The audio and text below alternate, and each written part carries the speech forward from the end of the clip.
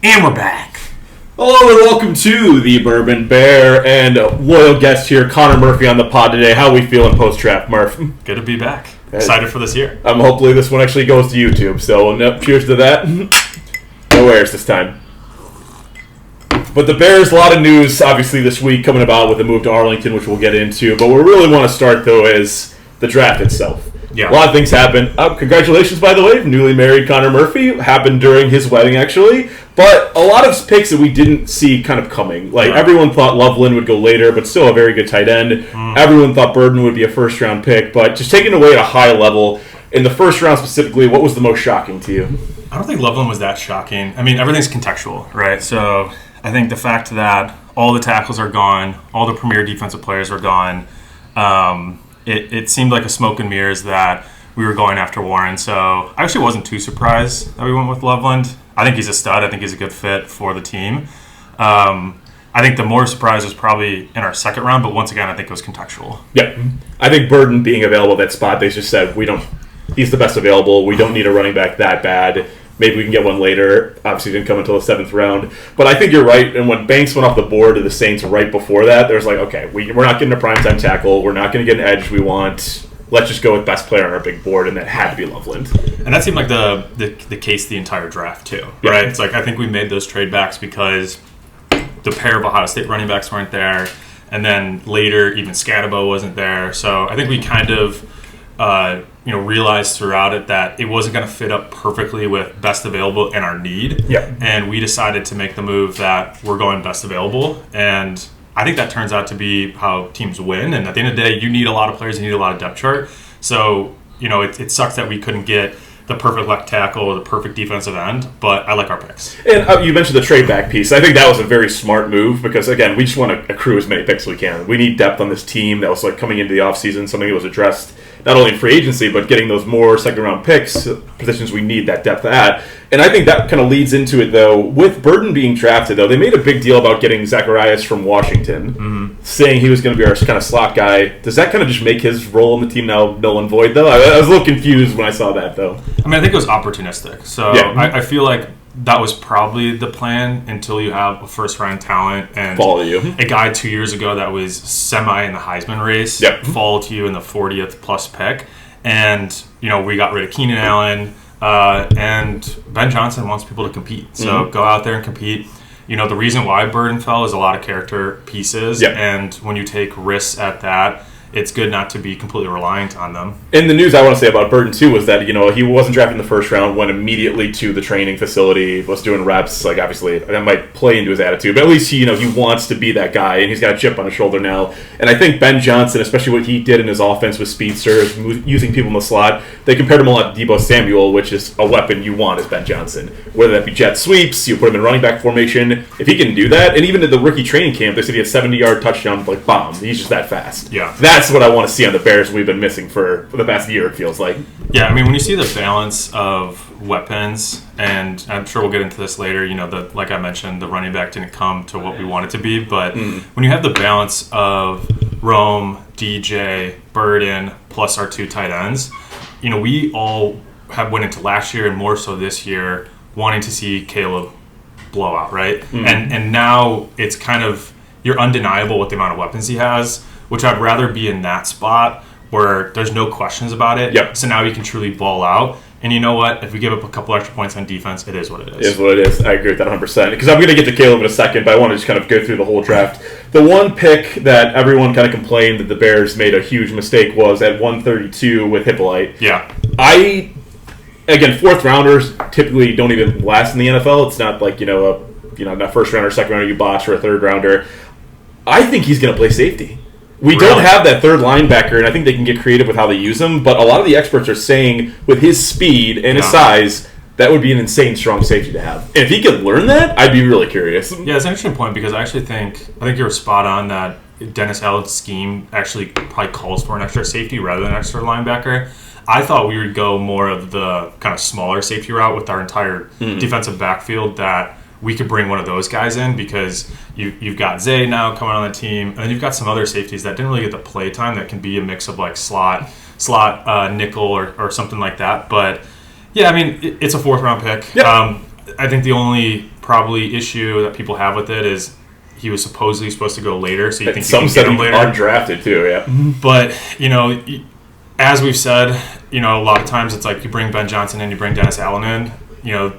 We got to trust that these are the guys that are going to fill their role, and he runs a 4.5. So let's see what happens. And to the experts even said that I think it was the Chargers and some other team was calling to get Loveland too. Mm-hmm. So clearly they saw something that the other teams saw. So maybe even if experts say he wasn't supposed to go undrafted, maybe there were teams that were like, hey, we could use this guy as a gadget guy in a defense. So I listened to his interview. It was a pretty short one, but he said that, and first of all, loved his story. Absolute dog. Didn't get invited to the draft, or didn't get invited to the combine. Didn't get invited to the 2 Senior Bowls. Worked his way onto one of these kind of tertiary bowls, and then flew out on his own dime to all these different teams. Wow. And was I guess just showed out more from a character standpoint. So when did he get? I actually don't know that. So when did he get officially timed then? If he wasn't at the combine, he did a pro thing. Oh, okay, so that's completely different. Yeah, gotcha. And he joked about probably that. Maryland's pro day. He's like, yeah, he's like, it went well when you run that fast. But I think with this, the nice thing is, you think his floor as a 4th rounder is ideally a dog on special teams. Yep. And then you can have that upside. And Dennis Allen wants to have speed across the entire defense. Hmm. So, I didn't know that pick was coming, but he did mention that he expected to get drafted in the 4th or 5th round. Yep. So even though a lot of these experts say he was undrafted, I imagine they had some insight that, hey, if he doesn't get picked now, it's going to be the 5th or 6th, so let's get our guy. Might as well take it. I agree with that. And then going into more of that secondary question, so you get Frazier at 169. But I think he has a chance really to compete for a roster spot, not even just a roster spot, but a starting spot. Great size, great speed, and after last year, I think our secondary played very well. There were some weak spots for sure, but the pass rush I think was a bigger issue. But do you think he has a chance to, I guess, play an impactful role this year? Without a doubt, because I think once again, Dennis Allen prefers speed. He's fast. He's long. He's lanky. Needs to put on some size. But once again, it's a late-round draft pick, so you're kind of just taking a Hail Mary shot at it. But I think he has a chance to play, and if he turns into a decent player, you're going to start to see some of these cornerbacks that we previously drafted come up against their contract. Yeah. And so, you take a shot, and then what, the rumor is, and, this could be just, hearsay, but our cornerback coach particularly picked him out in February and said, I want you to go get this guy. And he was originally slotted for a 7th round or even undrafted, and then he started to climb up the board, and he said, I want him in the 4th round. So the fact that we got him and he's got his his weapon that he thinks he can use. Yeah. I agree with that. And we'll probably get into it later, but what I'm really excited also about this year is our new coaching staff. Yeah. It's we upgraded the most there. And so when you've got guys that are picking specific people, if it's on the defensive side like that, if it's on the offensive side with Randall L, these actual position coaches, which I think go a little underrepresented at times. And I think that's what the lure of having Ben Johnson as your coach gets you those better position coaches, which, again, everyone said the Bears won the offseason when they got Ben Johnson, because obviously what he can do from, not only a coaching standpoint, it'll be fine, don't worry. Not only from a coaching standpoint, but as a leader and, someone who can build a franchise around. And I think that is going to be his personality, get this offense to what it's never been in our lifetime, because we've only seen good defenses. The J era was great. Yeah. Wasn't spectacular, but it was cool. Yeah. This is where we can take that next leap, I think, with not only the players, but the coaching staff. That being said, though, moving on, Newman, not much to say about him. Michigan State guard, like it, depth piece, 6th-round pick. Yeah. Fine with it.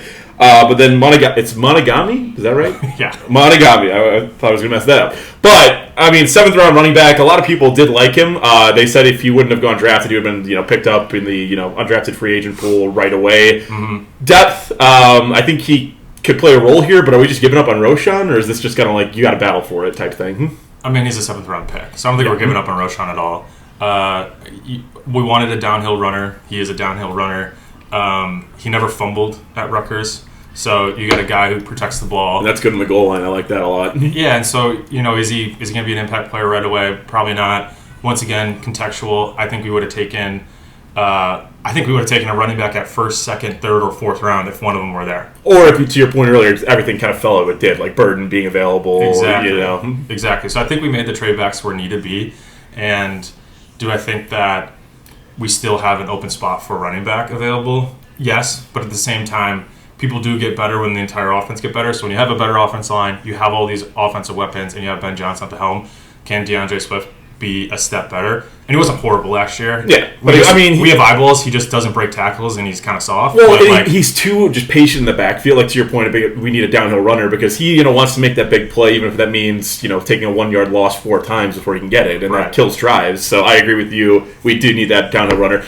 I still think Johnson's got a role to play in this team, though, pretty significantly. I don't really know what to say about his last. He wasn't very good, let's be real, but I think there's a lot of potential there still, based on all the hype that was around him. We had a horrendous offensive line. Yeah. So there's still hope. Your offensive line can solve a lot of woes across an offense, and we've gone for the last 20 plus years complaining about our offensive line to now being probably on paper one of the best, at least this year. It might not extend out too far, but at least for this year, it's going to be one of the best.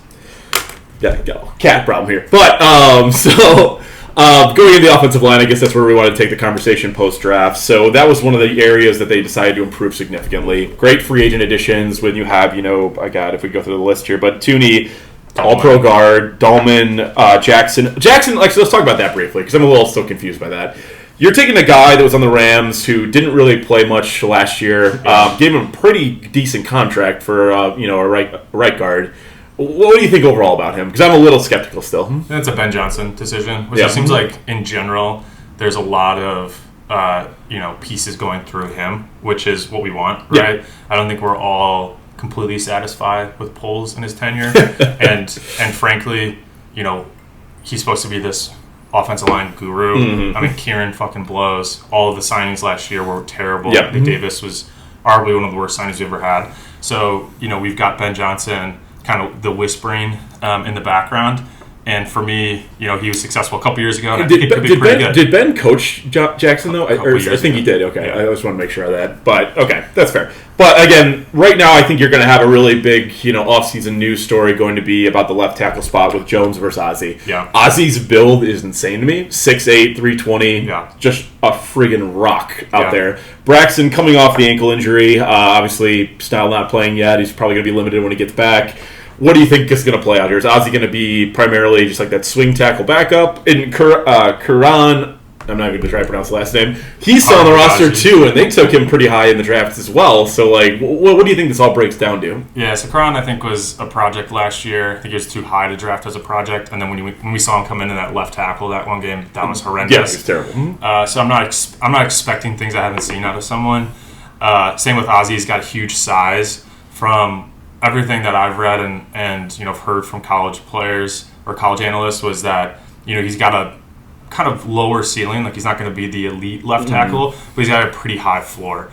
And I think when you think about our left tackle, especially in the past, when you think about Braxton and some other positions, it was a complete question mark, or you're worried about injuries, and that's a problem absent of the fact that now we have a really solid offensive line across the board. Yeah. So when all the pieces are a little questionable like that, that's scary. But when you know that you've got your left guard to your right tackle, then it feels pretty good to have that all set up. I also think that drafting Loveland, you get a little bit more flexibility there. You can put him on the left-hand side. You can play a little chip there. And Caleb also loves to roll out right. Yes. So, if you got a guy that's 6'8" and massive, all you got to do is chip a guy or get a piece of him. And if Caleb's running right, then it doesn't really matter. And you mentioned the chipping aspect there, too, because, obviously Loveland seems to be a great route runner. Cole's role, it sounds like, is going to be transitioned to more of a just blocking tight end, which is fine. Cole's had some good catches, don't get me wrong. He could make plays, nothing against him. But it seems like he's going to be relegated more to that just blocking. So I agree with Loveland's going to be that chip guy. I've seen some of the tape of Loveland, though. He excels at those, just middle-of-the-field throws that I think Caleb can make. Yeah. If you look at Caleb's footage, he really struggled with, the, intermediate deep. So, we're saying, 15 yards and all that. Loveland, I feel like, fits that 10-yard route perfect for him, that he can get the ball out in time and hit his open guy. And also, Loveland's an incredible run blocker, too. So is he? I have not heard much about his block. Everyone said he's really not that polished of a blocker, so I'm not sure. No, he's a good run blocker. So you've got, think about Michigan. All they did was run the ball. Yeah, you're not on the field. They had no quarterbacks. You're not on the field unless you can do that. So he's a good run blocker. Pass blocking, you chip and you get out. And this is effectively Caleb's redo rookie year, right? Of how much of a disaster last year was. Not on his side, but with Waldron and Eberflus and the jokes of even things coming out now with film and all of that. Yeah. So when you think about what do you want for a rookie quarterback, you want a tight end. Yeah, and, I agree with that. And maybe he's not going to be Bauer's legendary first year, but he can be really good, and he can be the safety option, which last year he kind of relied on Keenan Allen, which is a weird safety option to have. Agree, because you knew he wasn't going to stay, or maybe 1 year at max. But I'm with you. The core we have around Caleb now is going to grow with him. You've got Loveland, Odunze, Caleb, obviously. DJ's signed up. And DJ's the veteran presence, though. It's perfect to teach all those guys everything they need to know. And now Burden, too. Mm-hmm. You've got a core of people that are going to be the next 5 years, which is awesome, in my opinion. Yeah. And I think, as Caleb, this year, we're getting to record later down the line here, but this year I think is going to be just great development-wise for Caleb. Even if we don't make the playoffs, I expect Caleb to perform. He should get 4,000 yards this year. Yeah, easily. Is that okay? So we're on the same page. Yeah. If he doesn't, is that going to be a big problem? Granted, injury, throw that out the window. I think things matter. If randomly we're seeing a very different style offense than we expect out of Ben Johnson, maybe he gets creative and starts running 12 set, and it's a lot of checkdowns and things like that. I don't think that's going to happen. Mm-hmm. So if we're going to see what we expect and we have our eyeballs of where they're telling us they're putting their value, they put everything in the offensive line and they put everything into offensive weapons, then you expect this thing to be pretty high scoring. And that's where I do want to take a semi-hot take here. Caleb needs to get 4,000 yards. If, to your point, the scheme might be different, could be that.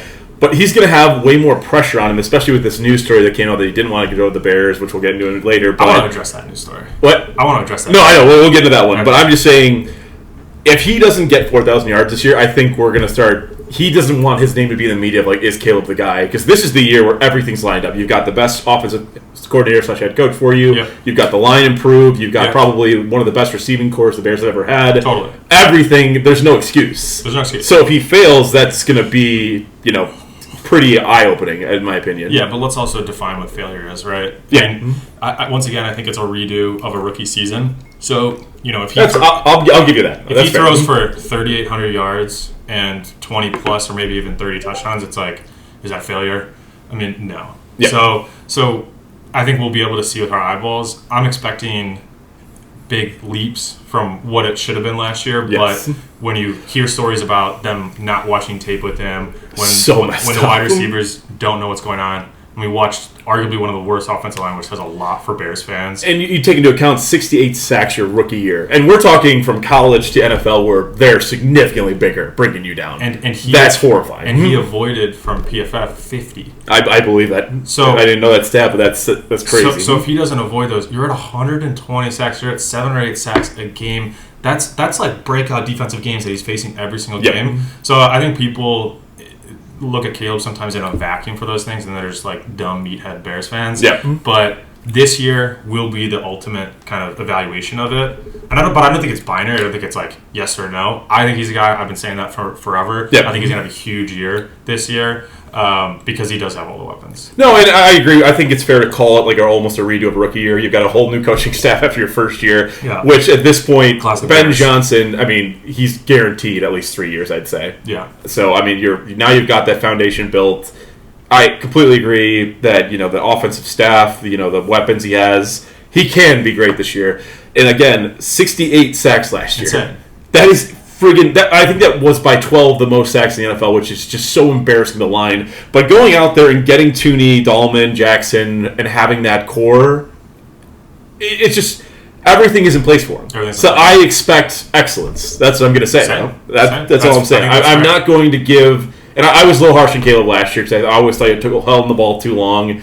But this, I expect excellence. That's fair. Okay. I think you also got to remember that you can, but you also want to see a ramp up. Mm-hmm. So if he's, everyone doesn't throw 5 touchdowns and 400 yards every single game. So he's going to have games where he doesn't do it, and we can't just panic at that moment. But it's take a huge step from last year, which is complete expectation, and then next year is you're starting to dominate. Yeah. And that's what I believe, and I think that's also a lot of the things that Ben Johnson's doing, which is smart.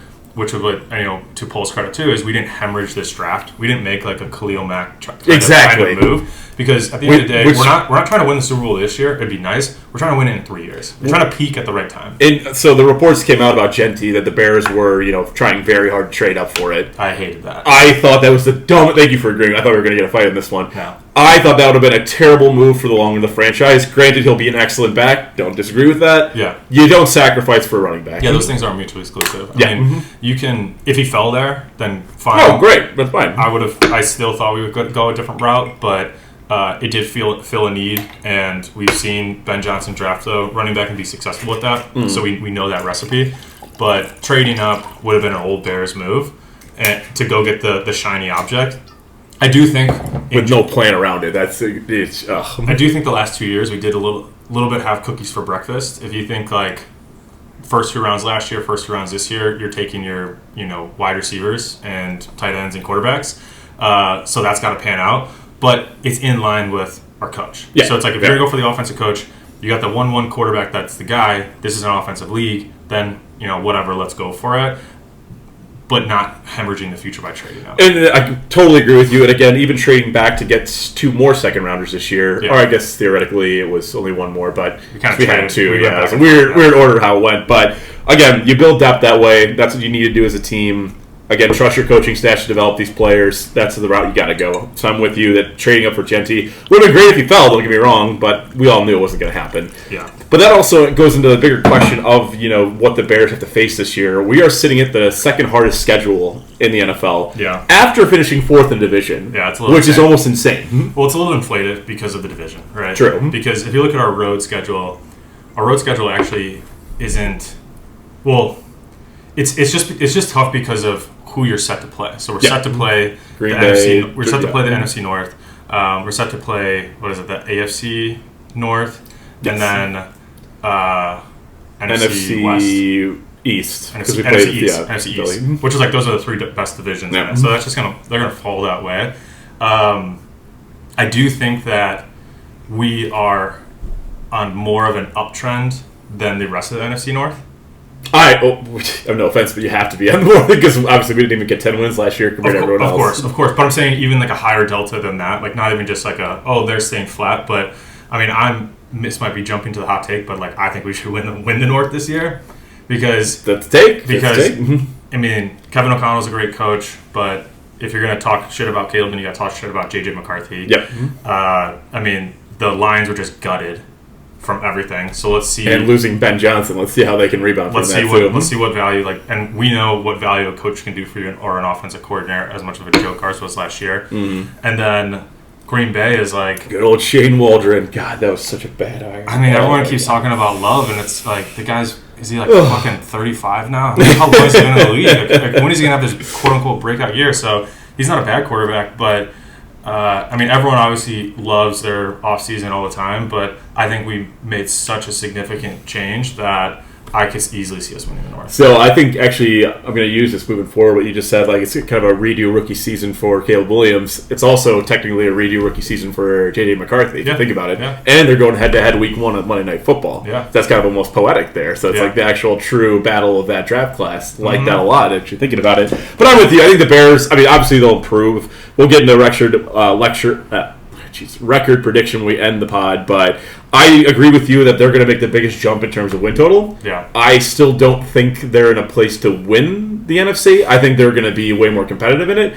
I actually think they're going to probably split with the division this year, which I think is going to be very good for them. And maybe even probably go 6 games, probably 4-2 in the division, because I do agree with you. Green Bay, I think, is on the biggest decline, to be honest with you. They had, 2 years ago, when they almost beat the 49ers in the playoffs to make the Super Bowl, that's when I was like, holy crap, they might be really good. Yeah. The last 2 years, though, I'm just kind of like, they've just been there. We should have beat them twice. It's like, and we were terrible. Yeah, terrible. I think they're on the sharpest decline. That's not even being biased as being a Bears fan, but I do think the Vikings will show the most regression this year, and that's nothing against JJ, but it's everything's changed for them.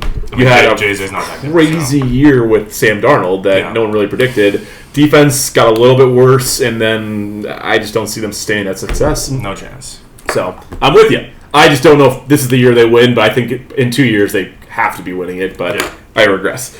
But going into the, I guess, AFC, so that's AFC North, the only stretch that's bad is that back-to-back Ravens and Bengals kind of stretch. Yeah, I mean, it's tough, right? You got Bengals, you've got, we'll see what they are with their defense this year. I mean, you got Philly, you've got Ravens. It's like, those are hard fucking teams for sure. I'm not going to come here and say like the Bears need to win that game because I don't think they can. The Ravens are a well-run franchise, great team, great quarterback. But the one that catches my eye though is the Dallas Cowboys. I think it's week 4. Yeah, that's week 3. Week 3. Yeah. That is something I'm very interested to see because that could be like where the Bears show some really true colors. If you beat the Cowboys pretty good, that would be like, all right, this season's going down the right path. Yeah, I think we're going to beat the Cowboys. I think we're going to have a really strong home record. And, I mean, this isn't breaking news. It's just going to be strength of schedule. Yeah. I think clearly our home schedule is so much easier. And since, once again, we're using this kind of redo rookie year, you want to be able to play at home for that. And then the road games, it's always fucking hard to win in the NFL on the road. Anything can happen. And we're playing the harder teams. Yeah, so that's good. I think we're going to win a lot of those games at home, and then, the Ravens and those ones will probably lose on the road. Yeah, which is fair. I mean, again, I think what would be really cool is the Bengals game. If Hendrickson doesn't sign with the Bengals, that game might be a 50 to 58 game, which I think would be awesome for Caleb just to have that on his like confidence meter of like I can ball out like this. But you never know. NFL, it could wind up being a 6-3 game because last year, if you remember the Bears-Seahawks game, I was like, this is just terrible football. So you never know. You never know what you're going to get.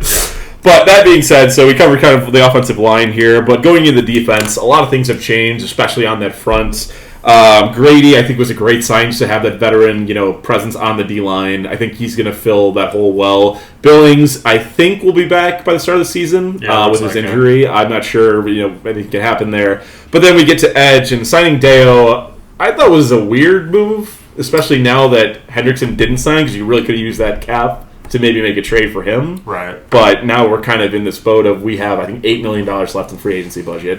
Yeah. So do you think this is good enough is what I'm kind of going for?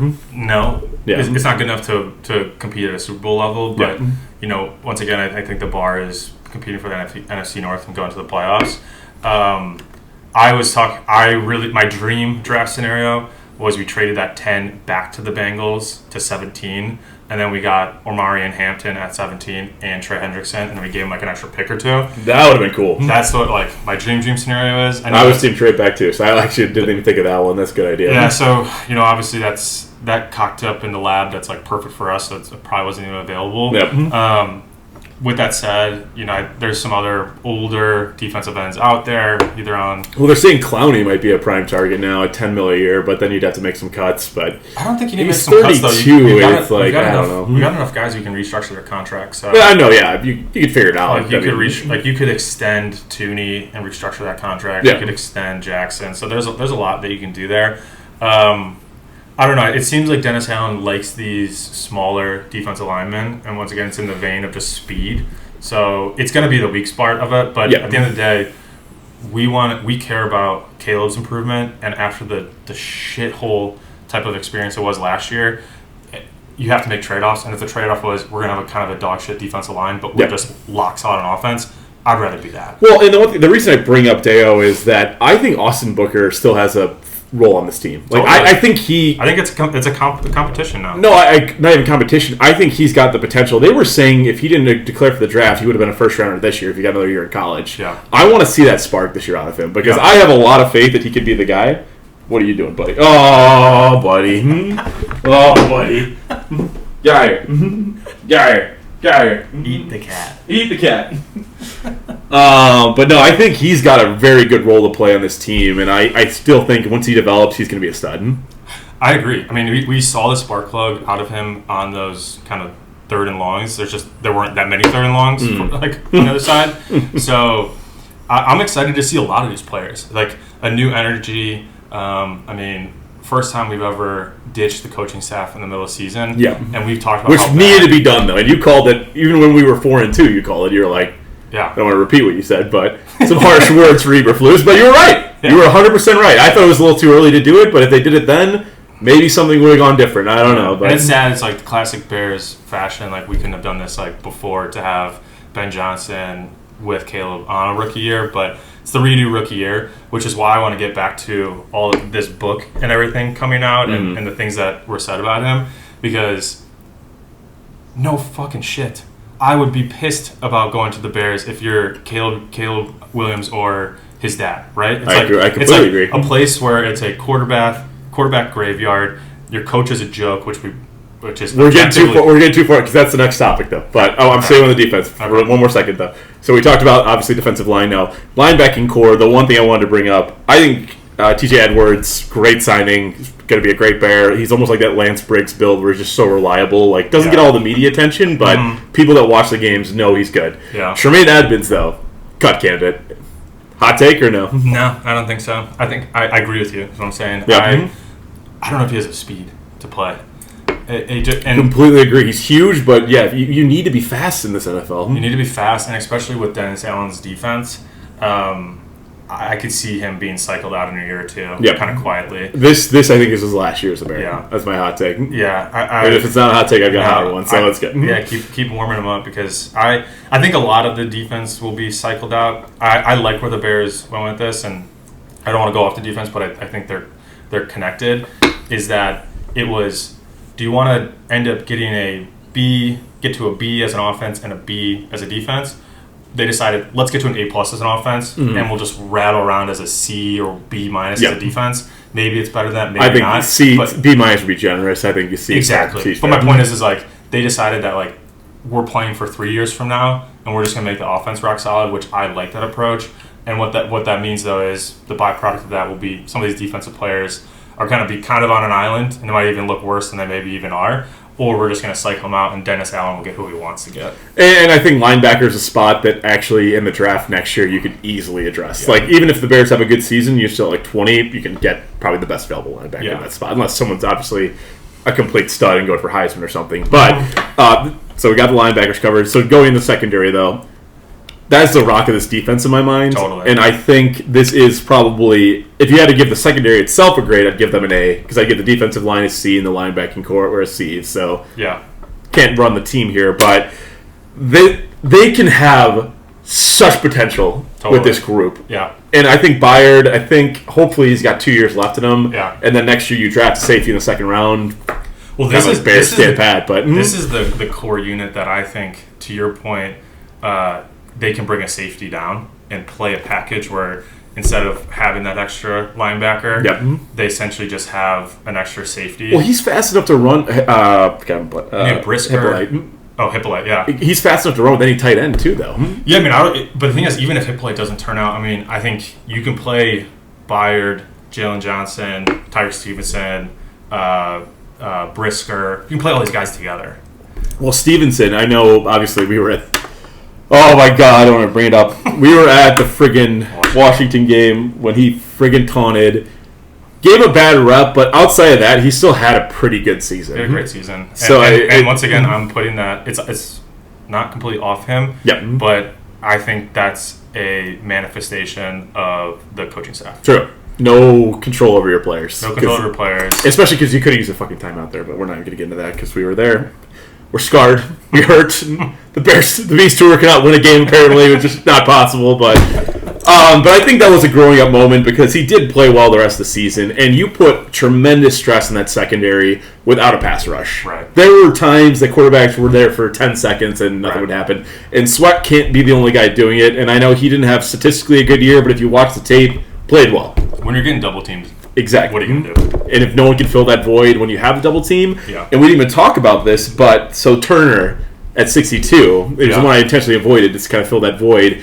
You have Dexter there. You have our signing in Grady. Do you think he's got an immediate impact role to play then? I think as Ben Johnson said, which is we all know is a little BS, but everything's a competition in training camp. This actually is the competition. I think you have a competition at defensive line. You have a competition at linebacker. You have a semi-competition at wide receiver, and you have a competition at tight end. That's like your real competitions, and then the left tackle spot. But everything else is like, we know offensive line's pretty set, quarterback's pretty set, our defensive backs are pretty set. But I think this is this interesting amalgamation of weird talent sets and sizes. Yeah. I don't really know how it fits, and I don't think we will know until we see what Dennis Allen's scheme looks like.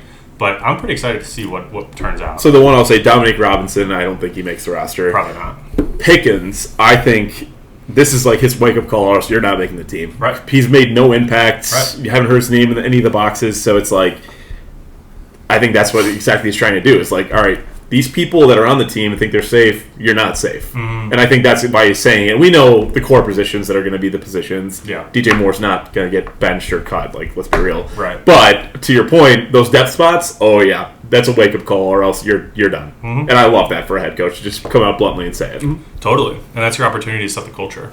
And so have these guys compete. Let's see who pans out. I still want Booker to do good, though. I'm really rooting for Booker. But now we go into what you wanted to talk about, the Caleb Williams article that is setting the internet ablaze. Yeah. So to sum it up quickly, for anyone who hasn't read it yet, it sounds like Caleb and his family were doing everything they could to have the Bears not draft Caleb, and essentially a deal was in place with the Minnesota Vikings for him to play potentially 1 year in the UFL, and then next year declare and go to the Vikings. Sounds like a lot. This is, again, last year drama, but your thoughts immediately off the bat. Yeah, first of all, I don't give a shit because it was last year. So because it was last year, and also he's in the right for that. It's a dumpster fire, and if anything, he was proven right. We had to fire our coach. We had to fire our OC. 68 sacks. 68 sacks. Had to avoid another 50. We supposedly shored up the offensive line. It wasn't even close to that. Supposedly had the weapons for him. Didn't have that. And with all those things said, that's all like outcomes. Then you drill into what's the preparation, what's the coaching, and it's coming out that no one watched film with him. That's the most shocking part. Was they just said go watch film. They didn't draft or they didn't bring on a veteran quarterback. They did that this year. So literally the playbook for like what not to do was last year. And if that's the case, if all those things are true, I'm going to give a full spin zone. Then kudos to Caleb, because the day he got drafted, it was, I'm a Chicago Bear. I'm here to fix it. We never heard anything of him from the locker room. We had multiple turnovers at coach, OC, and quarterback coach. He never said anything. We never even visibly saw anything. The same things that we saw with DJ Moore, all of that. Yep. Like, we saw a guy come in and compete. And so I think it's actually even more credit to him that if that's his entire camp saying that going into the draft, and he gets drafted and he says, I'm locking in, like, that makes me even more excited for this year. And I was going to just jot it up as fake news because, like, it doesn't matter. It was a year ago. He played for the Bears. Like, if this was like he was sitting out and, like, all this drama behind the scenes unfolded, okay, maybe that's a big story. But that's my point. This is really not a big story. That's my point. No, he could have done you're that. saying it better light. I agree. My point is, like, he could have done that, and he would have been in the right to do that because of what a dumpster fire was. But he didn't. But he didn't, and he locked in, and he got the shit kicked out of him. And he had multiple comeback games, and he should have had even more if we don't have the Washington game, the Detroit game, all these other games. And he got up each and every Green Bay game you could throw in there too. Exactly. He got up each and every Jesus. week and came in and battled. And so I hope that's all true, because that means that's how mature he is. And that means this year is going to be crazy. So it's interesting you bring that up, though, too, that this year we did sign a veteran, because Bajan, I think, is a great backup. Yeah. Do you think having that veteran presence is just literally for, like, almost like what they did with Sanchez, with Trubisky, just to have a mentor? Like, he's not actually going to be the backup? Yeah, it's a coach. Okay. I agree with that. It's a instead of having, because how hard it is to coach. Who even is? I don't even have that written down. I'm trying to remember. Haney? No, it's Case Keenum. Keenum.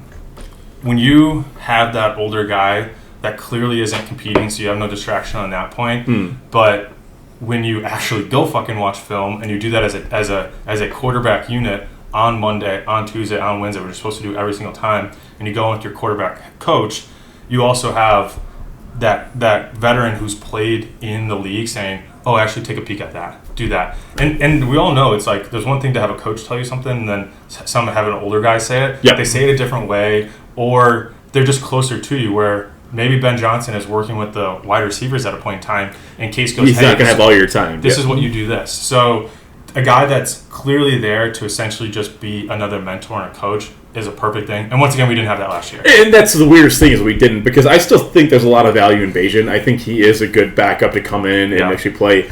My only concern with him is, though, you're eventually going to have to let him go. He'll probably get traded at some point. That I think he's worth like a third rounder, which is going to be great to just hold on to. Yeah. Undrafted free agent, you get a third rounder for. Brilliant move. Someone I could see this year or next year, especially when Caleb makes this leap and it's just head and heels. He's never going to get benched.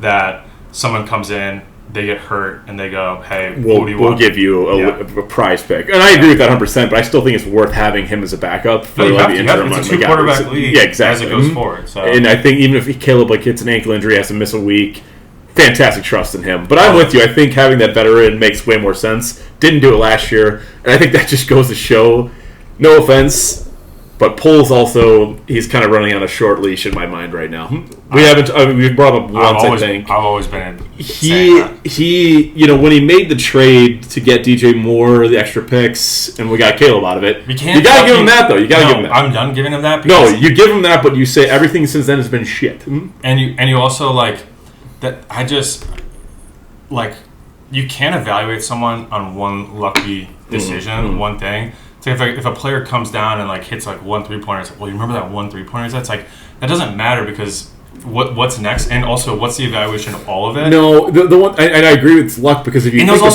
it, that was such a simple move. That wasn't some genius. No, move. But I'm saying just how it all came together is the definition of luck. You had Lovie Smith and the Houston Texans win on a Hail Mary and a 2-point conversion when the Texans had nothing to play for, which sends Bryce Young to Carolina and to Houston's quarterback. Why am I blanking? CJ Stroud to Houston, which actually worked out for them, which worked out for us, which killed Carolina, which is everything kind of came full circle. So I agree, it was a ton of luck, but it was still good value we got out of the trade. Yeah, but the thing is and this might sound kind of crazy, but evaluating someone by the result always isn't the smart decision. You actually have to evaluate by the credibility of what that decision was. And that one was so obvious that it's, okay, what were the other decisions? I mean, the other ones so far are now Kieran in the 3rd round last year, or holding on to Eberflus and Waldron last year. And some of these other offensive lineman signings, that's think about Bayless Jones 3rd round, terrible pick. Second round, he's actually been pretty good. I'll give him a second because that's where we got Britzker and who else did we get? I'm trying to remember. Did we get Stevenson in the second round? Yeah. He's done okay in the second round. I'm not going to give him that. But I'm with you. It's not just about having one good thing. It's you got to actually deliver on every aspect of the GM job. Yeah. And he was kind of came out of Kansas City when they were in their prime. Now Kansas City, I think, is slowly going to be declining pretty rapidly. But he was just kind of in the best situation to even get the job, Yeah. But knock on wood, everything he's doing this year, I think, is the right direction. Do I trust him when it comes to free agents and that? That's why I'm very skeptical of the Jackson signing. But to your point, do you think Ben Johnson gave him the ear and said, do it? I think Ben Johnson has a say in a lot of what's going on right now. I think that was part of him coming in. And I actually, if you want to then give credit to Poles that he's willing to work with them instead of having strife, then great. Because we've always been confused what's going on. And is it Warren? Is it Poles? Is it the McCaskies? What is going on? And it actually seems like everyone's kind of in lockstep, because what could have been really weird is we go into this draft, we have Ben Johnson, and then we draft defensive tackle, defensive end, and then we're all kind of sitting here being well, we have the offensive guy, and then in the middle of the year we're having this argument of, well, does Caleb have enough? The offensive line still isn't good. So they did decide that they came in, we're going to go offense, Ben Johnson, offensive line, wide receiver. No, I was just giggling myself, though. Is Nate Davis still in the league or not? I don't know. I don't think he is. And I was in my mind, wait a minute, did he maybe go somewhere? I don't think so. No. But who was, this is really Chicago trivia question. Who was our lineman that went to Pittsburgh, our guard? I really liked him. How long ago? God, it was right when we had Mitch, too. That's going to be somewhere. Google this. Probably Bears 2018 guard. What was his name? We had Fred here. Fred or Colin would know this right in the spot. But it's almost like we let. And those are years I blacked out. Literally, though, Jenkins, I know we let him go, and I know he was never healthy. I think he still would have been worth a roster spot, to be honest with you. But now when Poles we trust, and then, kind of what it is. But it's not Poles, it's Ben Johnson. I mean, it's still Poles' decision, though, end of the day. The personnel... Ben Johnson's got to coach the personnel, but it's Poles' decision. I think Ben Johnson is making those decisions. Who is that guard, though, that's going to drive me crazy? He went to Pittsburgh after the Bears. We took him pretty high, too. How long? No. I went to Pittsburgh. I don't know. All right, well. Leave it in the comments, people. Bad podcasting. I was say that's bad. I don't have a laptop though, so I'm operating on one piece of paper for all my stuff. But all right, so we really know the Caleb article is just a little bit overrated. I think it's going to die in the media pretty quick. I mean, he played the year, so I think it's over. But going into our next topic, hot take of the year. No, before we get a hot take, let's do most improved person from last year. So not new picks. Who's going to have on offense and defense the best year in your mind? So not a new pick? Can't be a new pick. Okay. I think... Wait, did Delta change, or who's just going to be the best? Delta change. I like that better. I think... Most improved on that, Yeah. in your opinion. Yeah. I think... I actually think Brisker's probably going to have a really big year on the defense. Do you think he's going to be healthy, though? Yeah, I do. I hope so. Because I love how he plays. I just love how he plays, and maybe that's just a biased take, but I think... He only played 4 games last year, if you think about it. Yeah, and I think in Dennis Allen's scheme, I think they're going to get a little bit more speed on the field, and they're going to open things up, which will allow him to shine. And he's an impact player. So I like Brisker there. And then on the offensive side, I mean, I feel like it's kind of a cheap one to take Caleb, so I think I'll go with Rome. Ah, damn it, I was going to go Rome. Because I think Rome would have had a really big year last year if it wasn't for Keenan. Like I think Caleb ended up turning Keenan Allen into what I was hoping he'd turn Rome into, where they just got this good relationship, and when he got in trouble, he'd give it to him, give him like some toss-ups or whatever it may be. And we started to see that at the end of the year, even the callback touchdown in Green Bay. I think you're going to see, because he's not going to be completely running for his life, but when he is, it's going to be more of makeshift running and making plays. And I think he's going to find Rome a lot. So Steve Smith had a podcast grading Rome Odunze's first year. He brought out a lot of flaws in the game, but he's like, these are problems that we can fix. Yeah. It's more of like, on 15-yard routes, like he doesn't open up the right way sometimes. He'll, he has the guy beat, but then he'll make a move and like lose his footing, and it's like little things like that. So I think Rome has the most area of improvement. So I think he's going to have the biggest delta. And we saw a lot of miscommunication between him and Caleb. Oh my God, for sure. There'd be times where he took the hitch route. It's supposed to be a fly, and I think this is back to one of my original points where Randall L will come in a ton, and Rome's going to appreciate that. So one thing too, in the Tennessee game, Steve Smith had it on the podcast. There was a play where he could have made the catch if he would have like gone for the ball, but he didn't. Yeah. But that's something you learn. Like you watch on film, and it's like, hey, this guy. Even Steve's like, this guy is going to be really good. Yeah. He just got to fix these little mistakes, and once he does, he'll be a stud. Yeah. So I think that's my offensive most improved player. I'm going Booker though on defense. I want to go Booker. I'm all in on him, man. If you can't tell, I think this guy's going to be good. We have to give him time. I think he's going to be good. I like Booker. I just wonder how much tick he's going to get. That's the thing. He's not going to get a lot of time, so he's got to make the most of it. But I think with what they did on the defensive line, hopefully Grady is just this good at like getting that group as a core line like solidified that he gets more time. But we'll see. But from a Delta perspective, he had 1.5 sacks last year. So I mean, you get 3 sacks, you doubled it. He's really athletic. Yeah. And he, a full year of maybe putting on a little bit more size, becoming more of an NFL player. Mm-hmm. He could definitely have a breakout season. So then we go into record prediction, though. Yeah. Very early, haven't even had training camp yet, so it means nothing. But we got to go ahead and give it. Okay. We can do. You have the schedule pulled up. We could go game by game, or you can do whatever you want. I think we should go game by game. You got it already built out. Yeah. So, I just have the schedule pulled up. So Vikings Bears opening night. I'm saying a win. Okay. We go to Detroit second week.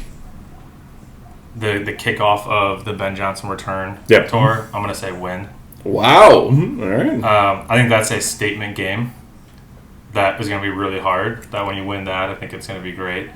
I think you beat the Cowboys at home, and then you go and beat the Raiders on the road. So you start off 4-0. I like the Raiders there. I do think you probably lose to the Commanders on the road, but I think it's going to be a really fun game. It's a night game. So, that's the one I have us losing to the Lions with beating the Commanders. Okay. Because I think that's going to be... I think that's probably the trade-off there, because you probably do split something in the division, but... I think you probably win one of those games and lose the other. So I'm just saying 4-1 in the first 5. Saints come in, you win that game. So you're 5-1. You lose to the Ravens on the road. Probably lose to the Bengals on the road, unfortunately. So you're probably 5-3 at that point. She didn't hear that. That's good. I was already heard a Bengal thing. I don't even know what their chant is. You beat the Giants at home, easy win. That's the must win. But so wait, pause really quick. Yeah, that's what we always said last year though about Arizona, and then we just got stomped by Arizona. Yeah, but this is a different team. Fair. And Johnson doesn't lose these. I had games. to call it out. And like I said at the beginning, I think we're really going to clean up at home, and we're going to lose some games on the road. I think you go to Minnesota and you probably lose that game. Steelers come in and you win that game. That'll be interesting. Pause again. Do you think they get Aaron Rodgers, or just you do? I think he comes. Why isn't it happening? Like we're running out of like if they get him this late, I feel like that's a guaranteed win then because he's not going to be able to especially when they traded Pickens. I think Pittsburgh's.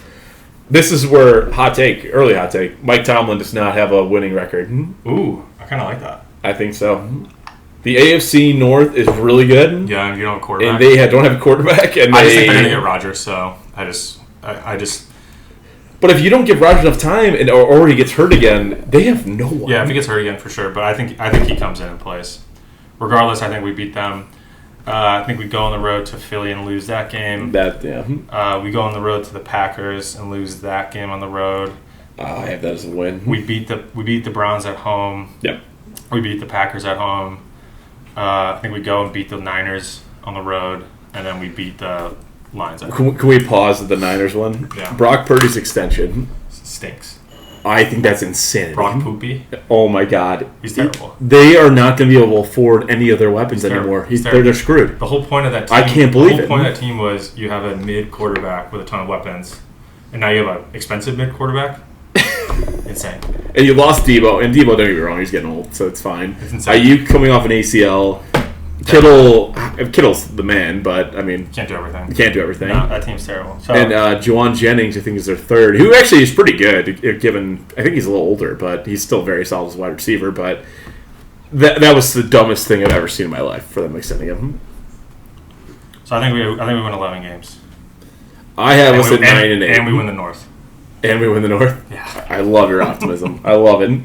I have us at 9-8, and I do wish we win the North. I don't think we will 9-8, but if we do, hey, I'm proven to be wrong. You're better than Fret though when he came in here when we went 3-13, and he claimed the Bears were going to win every game. And okay, so at least you're being realistic about the schedule. But that's all the time we have for today on the Bourbon Bear. Congrats again, Connor Murphy, on the marriage, and thank you for coming on the podcast. Bear down, go Bears. 2025, we got the Pope, and we're bringing home a Super Bowl. Bears.